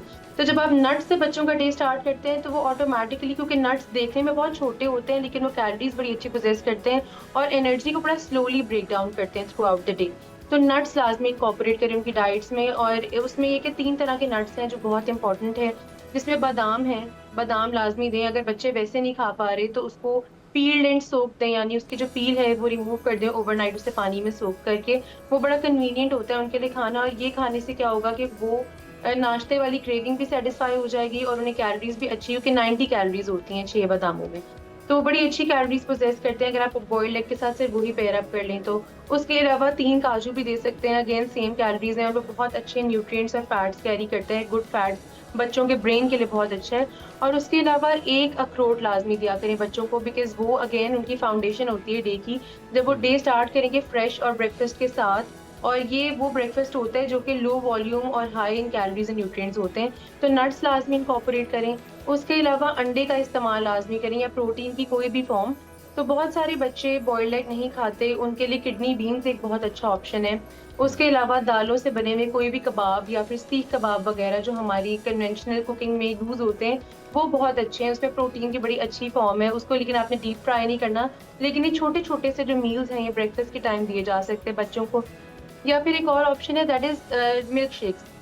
बच्चे जनरली इंजॉय कर रहे होते हैं मिल्क शेक्स को, उसमें डिफरेंट ऑप्शंस है। बनाना शेक सबसे इम्पोर्टेंट है, उसमें प्रोटीन भी है, पोटेशियम है, मैग्नीशियम है और नर्वस सिस्टम को काम रखने की कैपेबिलिटी है, तो वो आप लाजमी इंकॉर्पोरेट करें इस तरह के बच्चों में जो ब्रेकफास्ट नहीं करके जाते।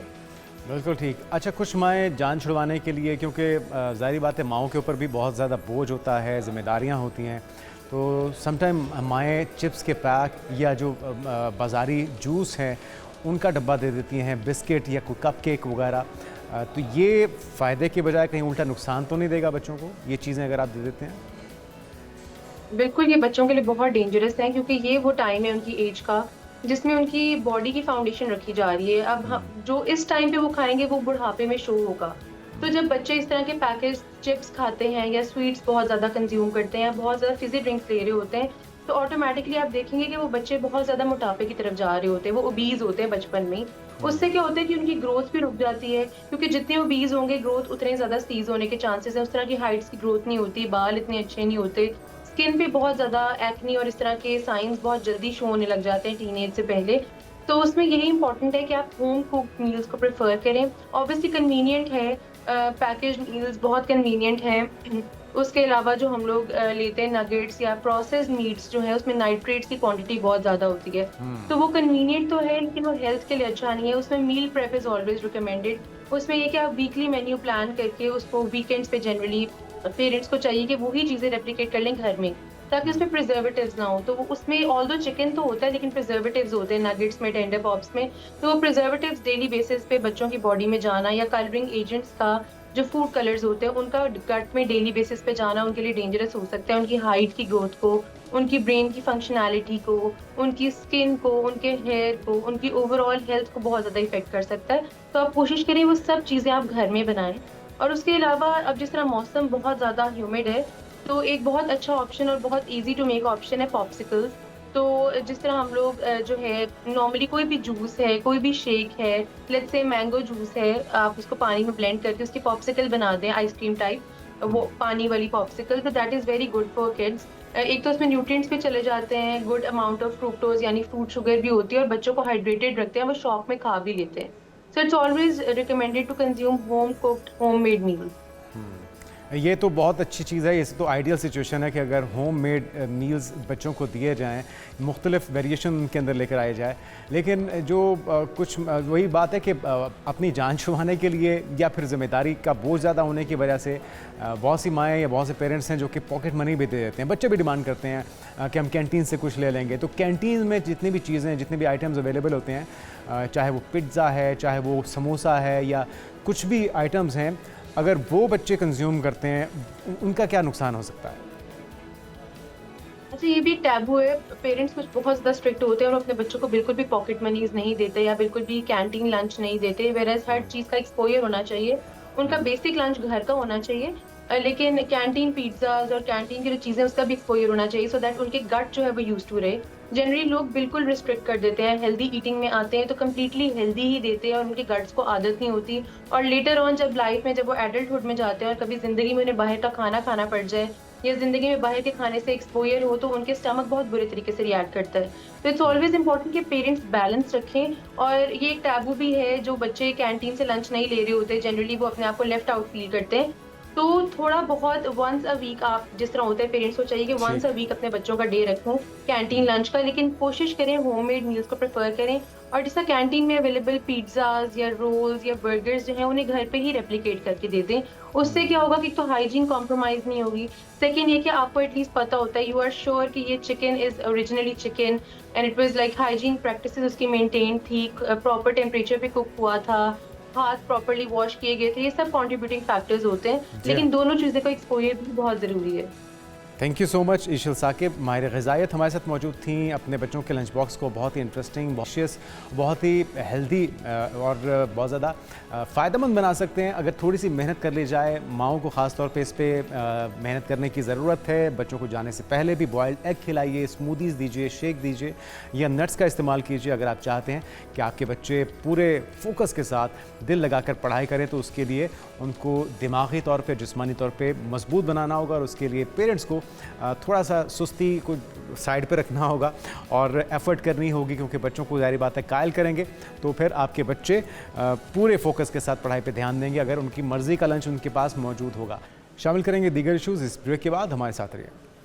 नाज़रीन, वेलकम बैक। हाथों की लकीरें, जिनको सदियों से इंसान की शख्सियत, उनकी मोहब्बत, शादी, रिश्तों, कामयाबी और मुस्तकबिल के बारे में जानने का एक दिलचस्प ज़रिया समझा जाता है। पामिस्ट्री में हम देखते हैं कि मुख्तलिफ लकीरों और हथेली की साख्त को देखकर मोहब्बत, इज़्दिवाजी ज़िंदगी, माली मामलात, सफ़र हो या फिर बैरून मुल्क जाने के मामलात के बारे में अंदाज़े लगाए जाते हैं। ये कितने एक्यूरेट होते हैं, कौन सी लकीर किस चीज़ की निशानदही करती है, ये हम जानने की कोशिश करेंगे। सैयद अली ज़ैदी पामिस हमारे साथ मौजूद हैं। अली भाई वेलकम, कैसे हैं आप? खैरियत से? ठीक ठाक? बहुत शुक्रिया। सारे ही मुतजस्सिस होते हैं कि आपकी कौन सी हाथ की लकीर किस चीज़ की निशानदही करती है, तो एक एक करके ज़रा आप हमें एलैबोरेट कीजिए। सबसे पहले शुरू कर लेते हैं कि मोहब्बत, इसको अगर जानना हो तो उसके लिए कौन सी लकीर है जो कि हेल्पफुल होती है, या बताती है कि ये आपकी लव लाइफ रहेगी इस तरह की, अच्छी या बुरी, जिस तरह की भी है? बिस्मिल्लाहिर्रहमानिर्रहीम। तो इसमें ये होती है दिल की लकीर, ठीक है। तो ये जो दिल की लकीर होती है, एक तो जो इंसान के सीने के अंदर दिल धड़क रहा है, ठीक है। एक तो ये उसके बारे में, उसकी सेहत के बारे में मालूमात देती है। एक ये होता है कि किसी पर दिल का आ जाना, ठीक है। ये दोनों मामलात के बारे में आगाही देती है दिल की लकीर। तो इसमें एक तो ये दिल की लकीर ये बता रही होती है कि क्या इस इंसान के अंदर यकजोजियत का रुझान है, मतलब ये एक ही शादी करेगा, क्या ये इंसान ज़्यादा शादियों करने, या ये इंसान दिल फेंक है, क्या ये इसका बार बार दिल आ जाता है इसका। और दिल की लकीर इंसान के मोहब्बत के फिर मेरिट के बारे में भी बताती है कि ये इंसान किस तरह के इंसान से मोहब्बत करना चाहता है, ठीक है। और इस ये दोनों चीजें एक ही लकीर से पता लगती है। दोनों लकीरें, दोनों चीजें एक ही लकीर से। और फिर एक ये मोहब्बत के अंदर जो फिर रुझानात होते हैं, जो इंसान बिहेवियर करते हैं मोहब्बत में, कि जैसे कि किसी मोहब्बत में हदों को क्रॉस कर जाना, या भी मतलब मोहब्बत के अंदर मरने मारने वाले मामलात, अच्छा। यानी भी किसी की जान ले लेना, वो भी पता चल जाता है, जान दे देना, मतलब ये मोहब्बत के अंदर कोई कुर्बानी दे सकता है बंदा, ये नहीं दे सकता, या ले भी सकता है। हाँ, ये तमाम मामलात। और ये भी बताता है कि ये इंसान ज़्यादा शादियों का रुझान रखता है इस लकीर का साइज़ देखकर, और इस लकीर की लंबाई चौड़ाई, इसका आगाज़ और इख्तिताम को देखकर जो ये दिल की लकीर है। तो थोड़ा सा अगर आप देखने वालों के लिए समझाइए, जो माहिरीन हैं वो तो समझते हैं, लेकिन अगर इस लकीर को देख के उसके कांट छांट या उसके उतार चढ़ाव किस तरह के होंगे तो पता लगेगा कि इसके दिल की सेहत कैसी है, और किस चीज़ से पता लगेगा कि खुदा न खास्ता इसको कोई दिल का आर्जा लाहक है और ये दिल फेंक है या साबित कदम है।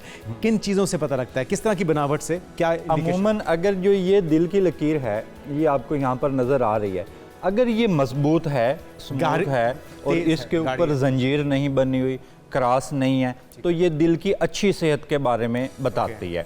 और अगर ये इन दो उंगलियों के दरमियान से, पहली इन दो उंगलियों के दरमियान से ये आगाज़ करती है, ठीक है, तो अमूमन इस तरह के लोग दूसरी शादी का रुझान नहीं रखते, और मजबूरी में अगर उनके शरीक हयात को कोई मसला बन जाए या कोई शरीक हयात उनके साथ नहीं गुजारा करना चाहता, तो वो आखिरी हदों तक यही कोशिश करते हैं कि ये पहली शादी कामयाब हो हमारी और इसी से निभाया जाए। ठीक है, लेकिन अगर दिल की लकीर जो है ये यहाँ से निकल कर अगर थोड़ी सी ये पहली उंगली के आगाज़ तक पहुँच जाए, अच्छा, तो ये थोड़ा मोहब्बत में थोड़ा जज्बाती होने के रुझान को ज़ाहिर करती है। मतलब इस तरह का इंसान, एक तो उसका बड़ी जल्दी से हर किसी पर दिल भी आ जाता है, ठीक है, और इस तरह के लोगों के अंदर दूसरी शादी के रुझानात बहुत ज़्यादा होते हैं, और यूँ कह लें कि मोहब्बत में मरने मारने तक मामलात चले जाते हैं।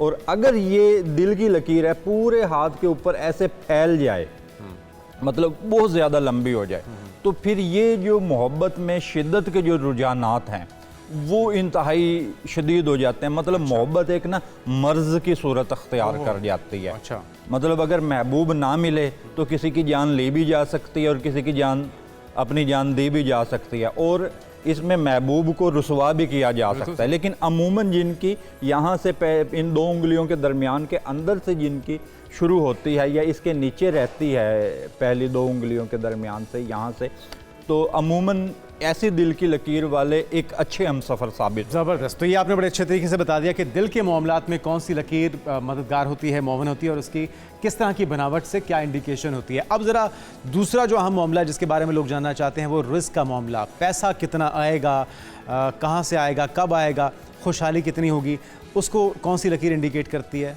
तो जो अमूमन ये जो पैसे के हवाले से इसको हम किस्मत की लकीर कहते हैं, ठीक है, इसका आगाज़ और इख्तिताम देखना पड़ेगा, ये वाली जो लाइफ लाइन के साथ चल रही है, ठीक है, लेकिन इसका हर हाथ पर आगाज़ और इख्तिताम थोड़ा कुछ मुख्तलिफ हो सकता है। अच्छा, तो इसमें ये भी पता लगता है कि ये इंसान कितना मर्तबा इस इंसान का बुलंद है, इसकी हैसियत कितनी बुलंद है, और अगर ये इंसान कोई जैसे जॉब करता है, इसको जॉब करनी चाहिए या इसको किस किस तरह का शोबा अख्तियार करना चाहिए। अच्छा, ये भी इस बारे में रहनुमाई मिलती है।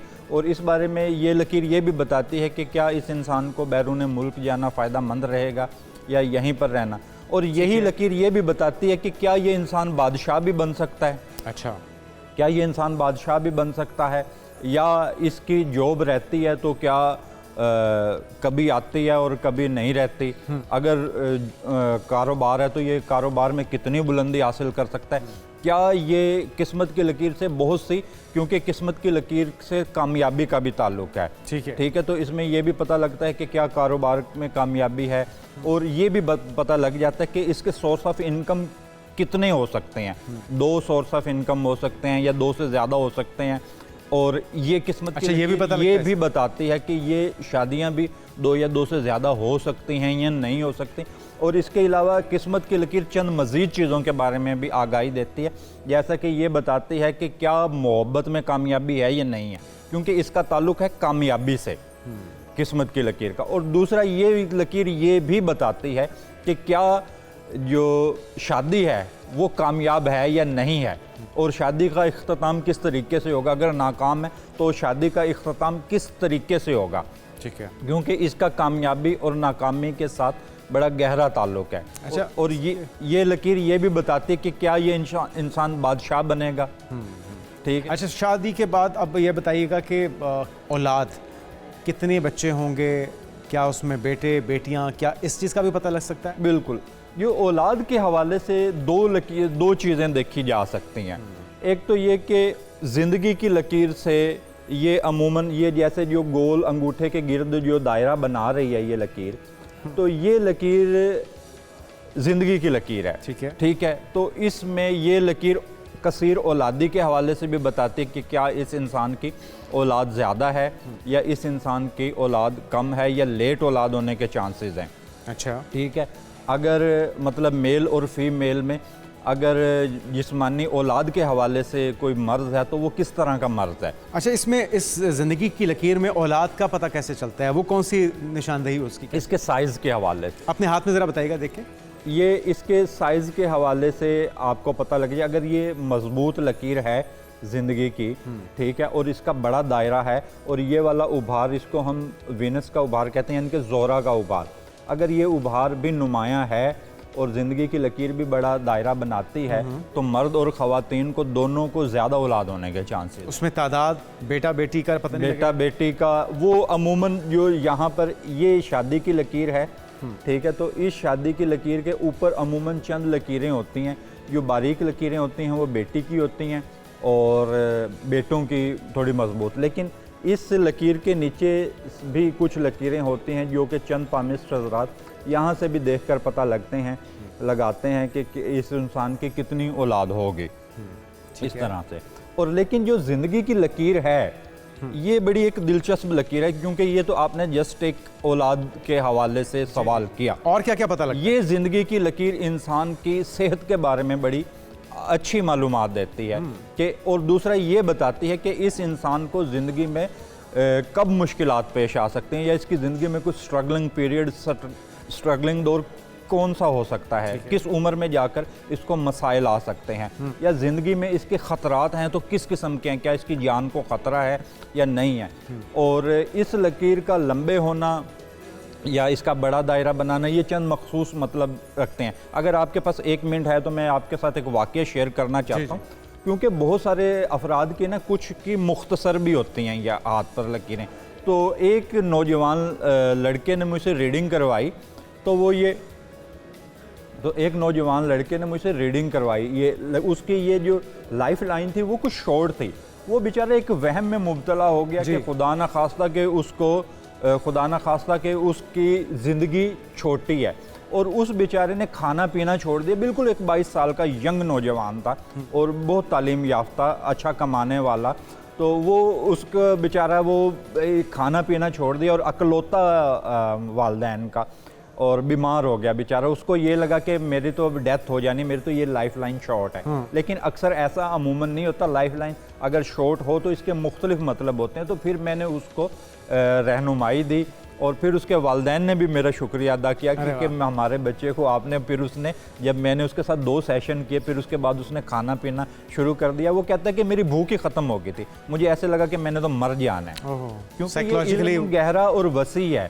तो ऐसे ही मतलब अगर कोई गलत इन्फॉर्मेशन आपके साथ कोई बंदा शेयर कर देता है या किसी किताब में आप कोई गलत इन्फॉर्मेशन पढ़ लेते हैं, और उस बंदे ने मुझे उस नौजवान ने एक बड़ी मुझे बात बताई। कहता है मैंने ChatGPT से भी पूछा है। अच्छा। कहता है कि उसने भी यही बताया कि अगर लकीर शॉर्ट है तो आपकी लाइफ शॉर्ट है।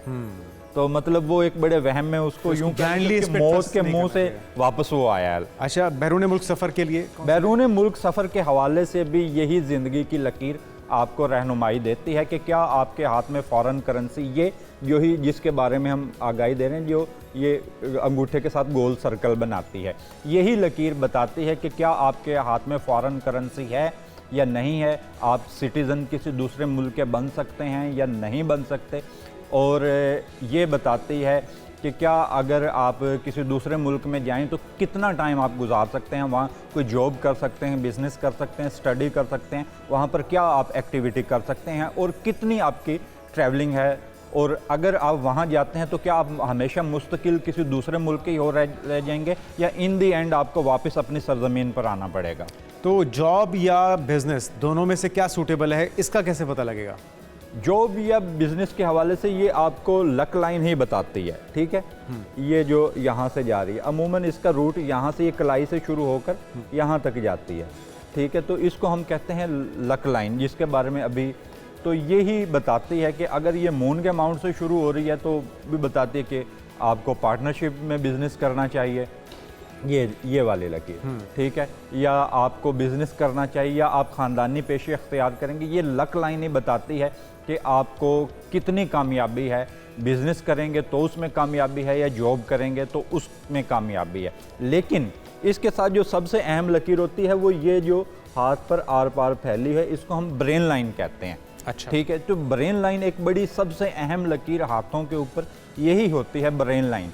और ये इंसान के बहुत से मामलात के बारे में बता रही होती है, क्योंकि दिमाग की लकीर होती है तो ये आपकी जहनी सलाहियतों के बारे में बता रही होती है कि ये इस इंसान का IQ लेवल कितना है, ये कितना ज़हीन है, ये तालीम कितनी हासिल कर सकता है, और ये भी बताती है कि ये किस तरह के रुझानात रखता है।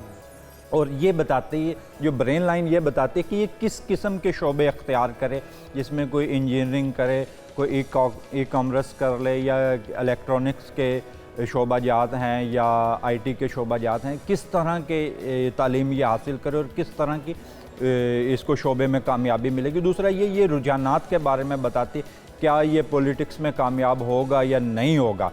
और इसके साथ ये भी ये ब्रेन लाइन ये बताती है कि क्योंकि रुझानात के हवाले से क्या, और साथ में ये दिमाग की बीमारियों के हवाले से बताती है, जैसे कि मिर्गी, हिस्टेरिया, सर दर्द या आंखों के मुतल्लिक या नाक कान गले के मुतल्लिक। और इसके साथ ये जो ब्रेन लाइन है वो ये भी बता रही होती है कि क्या इस इंसान के अंदर कत्ल के रुझानात हैं या क्या कत्ल करने के या होने के, कत्ल करने के। अच्छा, मतलब ये रुझानात के बारे में बताती है, आपके जहनी रुझानात किस तरीके से हैं। क्या ये इंसान क्रिमिनल माइंड है, क्या ये इंसान कत्ल कर सकता है, या ये इंसान कमज़ोर सिफ्त का है, ये खुदकुशी कर लेगा। ठीक है, मतलब खुदकुशी और कत्ल के रुझानात भी इस ब्रेन लाइन से आपको। अच्छा अली भाई, ये बताइए कि किसी के हाथ की लकीरें बदलते हुए भी आपने देखी हैं कि आज कुछ और है, 5 साल बाद, 10 साल के बाद वो बदल जाएं, या जो लाइन आपकी पैदाइश के वक्त होगी वही आपकी पूरी ज़िंदगी लाइन्स चलती हैं?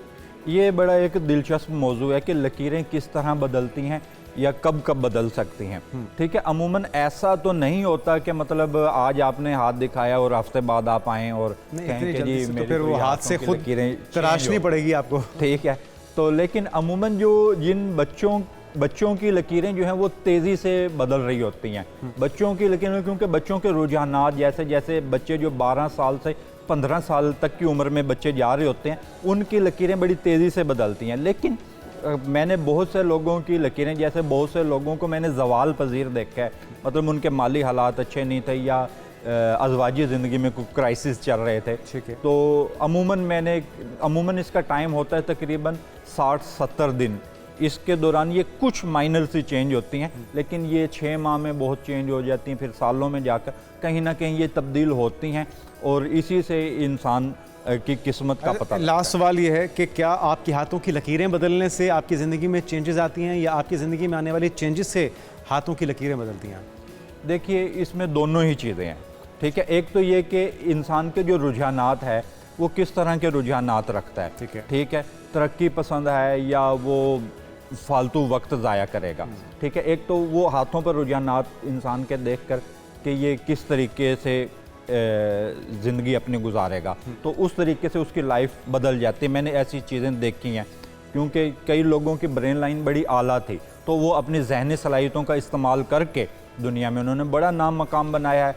और तब्दीलें, ये चीज़ें होती हैं तब्दीलें, और कुछ लोगों की किस्मत बेचारों की वैसे ही थोड़ी सी टाइट होती है, तो वो वैसे के वैसे रहते हैं। तब्दीलियाँ होती हैं, रुझानात होती हैं, उसके असरात भी होते हैं। Thank you so much. Syed Ali Zaidi हमारे साथ मौजूद थे, और हाथों की लकीरें क्या बताती हैं, क्या इंडिकेट करती हैं, और उसके असरात हमारी ज़िंदगी में क्या होते हैं, आपने जाना। एक ब्रेक लेते हैं, ब्रेक के बाद हाजिर होते हैं, हमारे साथ रहिए।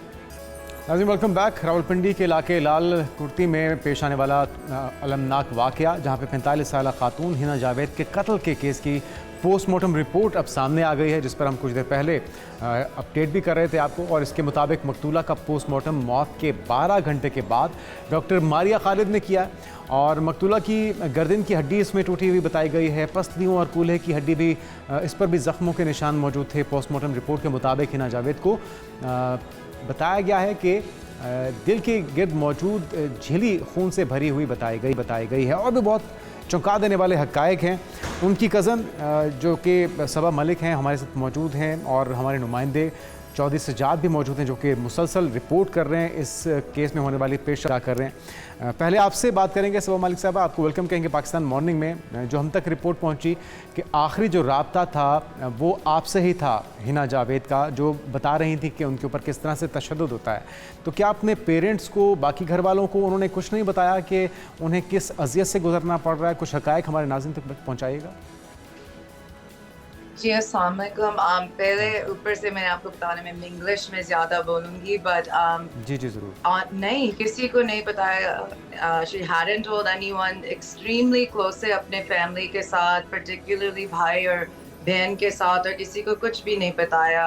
सिर्फ ये आफ्टर द फैक्ट पता लग गया था कि कोई दोस्त से और सिस्टर के साथ शेयर किया था कि he was very angry, outburst करता था, नाराज़ी वाला था, and so she would tread lightly जब उससे बातें करती थी to not set him off। और झगड़े की वजह क्या हुआ करती थी? क्या इस बारे में भी हिना ने आपके साथ शेयर किया था कि क्यों आखिर तशद्दुद किया जाता है?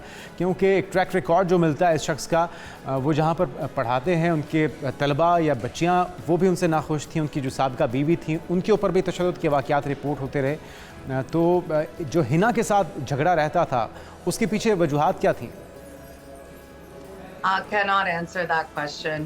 I'm not sure myself. As I said, हमारी फैमिली को ये काफ़ी शॉकिंग इंसिडेंट हुई है, स्पेसिफिक्स नहीं थी। हिना बहुत प्राइवेट इंसान थी, रिजर्व्ड इंसान थी, तो हमारे साथ लाइक आइडिया भी नहीं होगा कि क्या।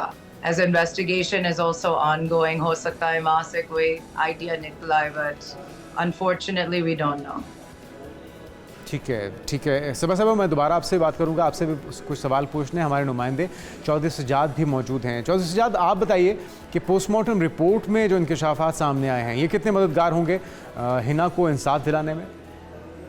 अजिल की बिल्कुल देखें, जैसे कि आपने पोस्टमार्टम की बात की, जो पोस्टमार्टम रिपोर्ट हमने कल ब्रेक की थी उसमें बहुत सारी चीज़ें तकरीबन वाज़ह हो चुकी हैं, क्योंकि जो पहले एक मौक़िफ़ दिया जा रहा था इनके वालिदैन की तरफ से कि ये जहर के जरिए इसने खुदकशी की, हालांकि खुदकशी के तासरात कहीं अभी तक तो नजर नहीं आए। जो हमारे राय के मुताबिक हमें इंफॉर्मेशन मिली है उसके मुताबिक इनकी मौत जो है वो फांसी के जरिए हुई है, और इनकी जो गले से जो तार और वायर मिली है वहीं से ये चीज़ें काफ़ी सारी क्लियर हो चुकी हैं, क्योंकि वहाँ पर अगर देखा जाए तो जो उसके जिस्म के ऊपर निशानात अब तक सामने नजर आए हैं, उसके काफ़ी सारी उनकी बैक साइड कमर के ऊपर जो नीली निशान है वो भी हैं, और उसके साथ साथ गर्दन का जो बैक वाला हिस्सा है ये भी बताया गया कि ये टूटा हुआ है, और उसके साथ पाँव में जो रस्सियां डाली गई हैं, और उसके साथ वो कपड़ा भी बरामद कर लिया जिसके जरिए इनको फांसी दी गई थी, और फिर वो वायर भी बरामद कर ली, और ये काफ़ी सारी चीज़ें जो 3 चीज़ें जो है वो वहाँ से उन्होंने बरामद की हैं पुलिस ने। अब ये देखना है कि अभी ये इनिशियल जो है वो रिपोर्ट थी, क्योंकि अभी फाइनल रिपोर्ट जो है पोस्टमार्टम की वो आनी है, उसमें काफ़ी सारी चीज़ें जो है वो वाज़ह नज़र आना शुरू हो जाएंगी कि किस वजह से इसकी मौत जो है वो वाक़या हुई हिना जावेद की। अब इसकी जो फोरेंसिक के लिए आज उनको जो मुल्ज़मान है उनको आज लाहौर जो है वो लेके गई है टीम। शाम को जो वापस आएगी तो उसके बाद ये शाम सारी चीज़ें जो है वो फोरेंसिक होने के बाद जो क्लियर हो जाएंगी कि किस वजह से ये इनकी मौत वाक़या हुई है। पुलिस इस पे इन्वेस्टिगेट कर रही है। अभी काफ़ी सारी कल CPO RPO दोनों ने प्रेस कॉन्फ्रेंस भी की कि उन्होंने कहा जी ये एक हमारे लिए एक अहम केस होगा, हम पूरी कोशिश करेंगे कि इस केस को किसी न किसी तरीके से मंतकी अंजाम तक जो है वो पहुँचाया जाएगा। जी ठीक है सज्जाद, आपने अपडेट किया, फोरेंसिक लैब ले जाया जा रहा है मुलजिम को और उसके शरीक जुर्म साथी को। सबा, आपको लगता है कि केस सही डायरेक्शन में आगे बढ़ रहा है? आपको एतमाद है तमाम प्रोसेस जो इस वक्त चल रहा है? जी अभी इस वक्त वी आर फुली, हमारे यकीन है इस इन्वेस्टिगेशन में। We feel that the police are doing it meticulously, they are doing it properly, and you know of course whatever the result is, family is will never be the same, but we believe that through the evidence और police का जो work है इंसाफ तो मिलेगा। We are right now very okay with the time they're taking and how they're approaching this. अच्छा, directly यकीनी तौर पे जो असल कल्परेट है वो तो शौहर है हिना का जिसने मर्डर किया, और कौन कौन आपके ख्याल में मुलविस है इस जुर्म में? हमारी फैमिली को ये एक डिमांड है that the father-in-law जो उसका husband शोहर का father है, he should also be investigated, questioned and arrested. We believe that his involvement is more than he has let on so far. I believe also that one servant is also been arrested and is being questioned as well. So all three. Whatever the investigation tells us, we know the husband is there, and we believe that the father-in-law was also involved. अच्छा, कुछ ऐसी मालूमात जो आप हमारे तवस्सुस से share करना चाहें, हुकाम बाला से भी, जो इस केस में मुअव्वन साबित हों, जो आपकी मैसेजिंग या आपकी गुफ्तगू होती थी हिना के साथ, क्या उस वक्त आपको ऐसा लगता था किसी मौके पर कि बात इस हद तक जा सकती है कि उनकी जान चली जाए या उनकी जान ले ली जाए उनकी फैमिली या उनके शौहर की तरफ से? Yeah, absolutely not. ये मैंने क्लियर करना है सबको, because काफी रूमर्स आ जाती हैं ऑनलाइन और मुझे समझ भी मे बी उन वाले खातून that I react online. Hina got married last year, both happiness के साथ, autonomy के साथ, ये उसका decision था. But she's always been a quiet, reserved इंसान. हमारी फैमिली में काफी लोग loud हैं, वो सबसे loud नहीं थी. But in the last 9 months since she got married, क्योंकि only 9 months, 10 महीने भी नहीं हुए अभी तक, she had gotten more quiet. If somebody उससे पूछा था शादी कैसी जा रही है, आप खुश हो, other will answer बस sort of gave हाँ चल रहा है, and just she would move on, कभी details नहीं दी. So no, I mean, we had no idea. I don't think any family can really say that they could have any shocks, any wild idea कि ये हो सकता है इनके साथ. So it's very shocking. बहुत ही अफसोसनाक ये मामला है। आखिरी राब्ता आपका हिना के साथ सबा साहिबा कब हुआ था, या उनके घर वालों का, या ख़ुद मिलने का इत्तेफाक हुआ हो? आपके पास क्या इत्तलात हैं कि आखिरी बार जब भी उनके घर वाले या आप उनसे मिले थे, उनकी हालत कैसी लगी आपको? Actually the day before this all happened, Thursday 20th morning उसका murder हुआ था. Wednesday पे वो अपनी इस family के साथ थी. She visited her mother, visited her father. They are both quite ill. Mom has Alzheimer's, father has Parkinson's. She spent time with her brother, with her sister-in-law. One day before that, she had called popos, chachas, including my father, to tell them that she had just gotten a promotion at work. She was always the type to share that sort of thing. She was excited, career-driven. She had told her family, "मैं कल वापस आऊंगी groceries के साथ." So the last conversations with her were all very positive. She was excited about her future. She was excited कि future में उसके साथ career कैसे बढ़ते जाए. It was honestly all positive. ठीक है। अच्छा, लास्ट सवाल कि आप क्या समझती हैं कि कातिल को क्या सज़ा होनी चाहिए? Highest degree of the law, that is our demand as a family. This murder was so brutal, was so heinous that it's been, I don't know how many days it's been, time is lost from me, but it's still very hard for us to accept कि ये इसके साथ ये दुनिया में अब नहीं है. इस तरह से she was taken out of this world. Thank you so much Saba Malik साहबा। हमारी थी हिना जावेद की कज़न और इंसाफ के मुतलाशी तमाम वरुसा, उनके पेरेंट्स। हम भी उम्मीद करते हैं कि तमाम तकाज़ों को पूरा किया जाएगा। और सज्जाद मलिक भी हमारे साथ मौजूद थे। आप दोनों का बहुत शुक्रिया। आज के प्रोग्राम से नाज़रीन इतना ही। आपसे मुलाकात होगी इंशाल्लाह कल। अपना बहुत ख्याल रखिएगा। अल्लाह हाफ़िज़।